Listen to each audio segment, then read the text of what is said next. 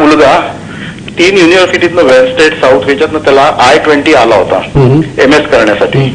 मध्यंतरीच्या काळात त्याला तो ड्रायव्हिंग करत असताना ऍक्सिडेंट झाला असल्यामुळे त्याच्या अगेन्स्ट क्रिमिनल FIR त्याच्या अगेन्स्ट सेट झाली. ती केस आता 3-4 वर्षांनी येईल असं म्हण. तोपर्यंत जे क्रिमिनल रेकॉर्ड असतो का म्हणून I-20 मध्ये त्यांनी जो प्रश्न विचारला होता तर त्याच्यामध्ये यस उत्तर देऊन त्यांनी व्यवस्थित माहिती सांगून त्यांनी म्हणजे व्हिसा ऍप्लिकेशनसाठी जावं का त्यांनी त्याच्यामध्ये त्या केसच्या बद्दल कशा पद्धतीने त्यांनी निर्णय घ्यावा तर मी विचारण्यासाठी जास्तीत जास्त लवकरात लवकर उत्तर द्यायचा प्रयत्न करतो. कुलकर्णी साहेब, माझं शिक्षण मराठीतनं झालेलं आहे, त्याच्यामुळे माझं मराठी इतकं चांगलं आहे.